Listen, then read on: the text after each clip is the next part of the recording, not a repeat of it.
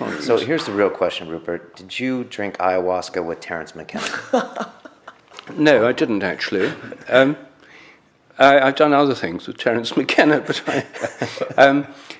not ayahuasca. I did visit Terence McKenna's ayahuasca plantation in Hawaii. In Hawaii, where he was growing it? Yes. Okay. He grew everything in his He did. plantation, right? I had a wonderful time there, staying in his botanic garden in a remote. It was like half a mile on a four-wheel drive up the side of a volcano in Hawaii. It was called Botanical Dimensions. Is that your McKenna Yes.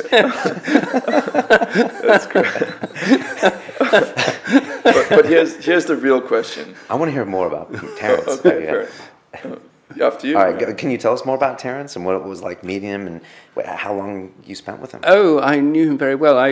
I first met Terence in 1982, and I was in San Francisco. My book, A New Science of Life, had just come out in California. Okay. My publisher was in Los Angeles, Tarcher, and so I'd gone to the West Coast. I'd never been to California before. I'd been living in India for years before that, doing research in agriculture. Wow. I wrote my book in India. Anyway, I'd never been to California. I was in San Francisco. I'd given a lot of lectures there. There was a lot of interest in morphic resonance and so on. And I met somebody who said, there's a guy you've got to meet. He lives in Occidental, California. And I said, where's that? And he said, well, he said, I've arranged it all. He said, you get on the Greyhound bus at so-and-so, you get off at Santa Rosa, California, and he'll meet you, stand by the road in this place, and he'll meet you. So I thought, okay. And he said, and here's a tape with him talking. So I listened on a Walkman on the bus journey, on the Greyhound bus journey to Santa Rosa, to this Terence McKenna tape where he's talking about DMT, dimethyltryptamine, and its effects on consciousness. So I'd never heard anything like this before, and I thought this is really amazing stuff. And so I stood in the appointed place, and after a couple of minutes, this battered golden Cadillac drew up with sort of peeling tail fins, and the windows scrolled down, and there's this guy with curly hair and dark glasses who leant out of the window and said, Dr. Sheldrake, I presume.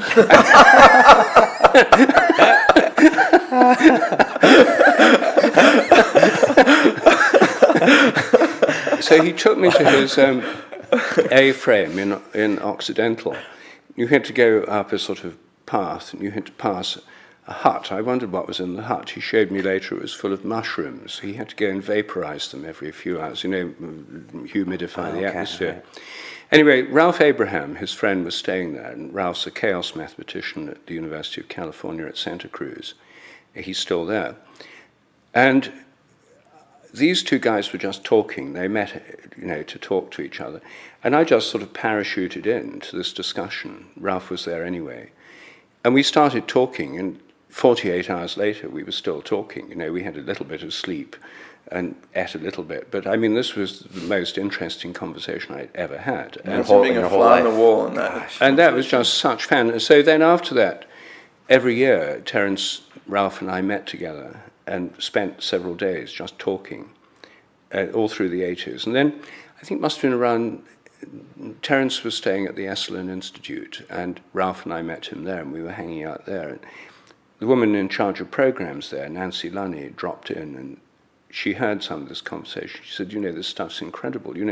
Why didn't you do a program? Right? Why didn't you do this as a public program, a workshop? The original podcast, really. So, so the next year, we did a 3-day program, public, people could come, and then it was recorded. None of the previous ones were recorded. From then on, we recorded these discussions, whether they were in public or private, and some of them were transcribed and turned into books. One book's called Chaos, Creativity, and Cosmic Consciousness, and the other one's called The Evolutionary Mind. But then, about 4 years ago, Ralph was clearing out his garage in Santa Cruz, and he found this box in the garage covered with dust, and it was all these cassette tapes of these trialogues that we'd forgotten about. And there was someone he knew who was keen on Terence's work who digitized them and put them online. And they're now all online on my website and on other websites where people can listen to these conversations.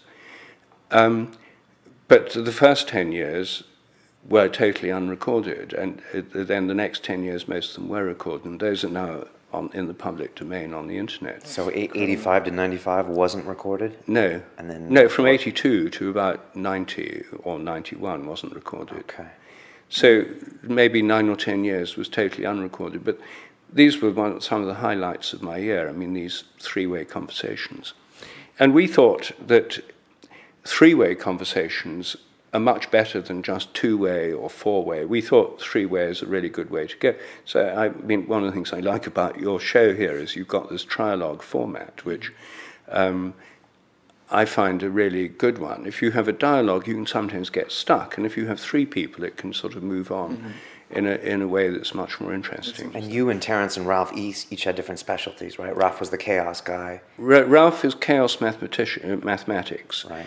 Terence was he was an anthropologist who studied ethnobotany, and the shamanic use of psychedelics. I'm a biologist. I think what really got us together in the first place, what we had in common right away to start with, we'd all spent quite a lot of time in India and were very influenced by Indian philosophy and theories of consciousness. Terence had been in India for quite a long time, and then he traveled through Southeast Asia.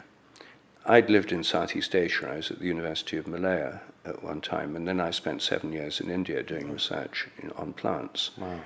And Ralph had been in India for quite extended periods. He was a devotee of Neem Karoli Baba and lived up in the Himalayas and spent a lot of time in Benares. And so all of us had this kind of Indian background. Wow. I mean, I guess the real question at the end of this all is who would win in a fist fight between you and Richard Dawkins?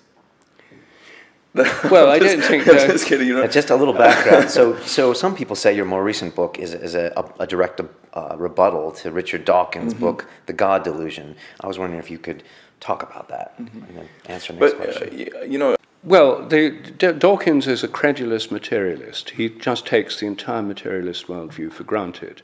You know, he just assumes the whole lot is true. He doesn't discuss any of these 10 assumptions. He just takes it for granted they're true. Now, if they're true, then everything he says is right. You know, that we're selfish genes are all there is to inheritance. There's no God because the whole universe is basically totally unconscious. Consciousness, nothing but the activity of the brain. Therefore, all psychic phenomena are illusory. All his views follow from this belief system. But so I think his belief system is what needs to be questioned. And in the Science Delusion, I question every one of those 10 dogmas and show that each one of them, if you look at it scientifically, it just collapses. That these dogmas hold back science. And if you look at them scientifically, what's the evidence? They don't hold up. And the kind of science we'd have if we question these dogmas is so much more interesting, so much more fun, and so much more liberating. That's why in America my book's called Science Set Free. It's still science. I'm hugely pro-science. But I think what's holding science back is dogma, scientific dogma. And, you know, science doesn't have to be atheistic either. I mean, it's got linked in Dawkins' mind to a kind of atheist agenda and ideology. I think, you know, the question of whether God exists or not is a separate question.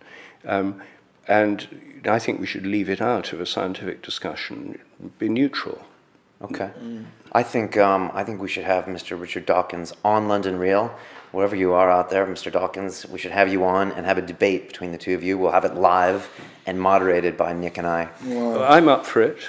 You are? All right, well, the proposal's out there. Well, that might rip a hole in the fabric of space-time. Might. Well, we'll have it controlled. You know, it'll be all by the book. Okay. So I'll throw that out there. That sounds good.